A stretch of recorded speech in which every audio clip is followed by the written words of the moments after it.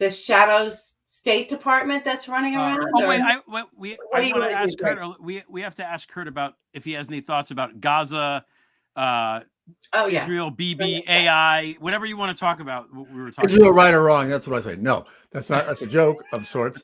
No, I mean almost everything you guys said I agree with, and it's atrocious, and I find it, among other things, among many of my reactions, just as an American, as a supporter of this president for re-election.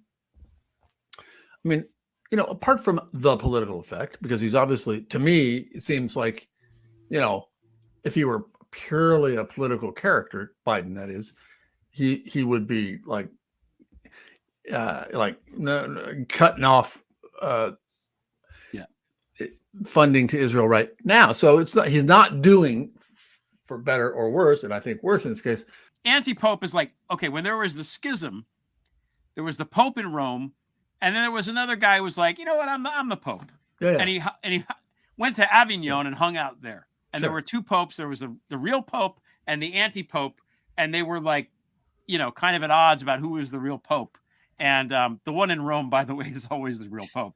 But so Trump has established himself now as kind of this anti-president, if you will, operating out of Mar-a-Lago. And it's interesting to me because reviewing, as I have been, the events of 2016, when in 2018 I wrote a book about all of the connections he had with Russia, and what a big scandal that was, or we tried to make it into, because it should have been a big scandal, that he's meeting with all of these Putin representatives, and presidential candidates aren't supposed to do that, and this and that.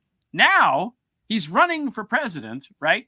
He's got Rick Grinnell, probably the least qualified of any of these people that's ever held a cabinet position, running around, who Trump called, quote, my envoy, which is a political term, going around hither and yon, meeting with these people.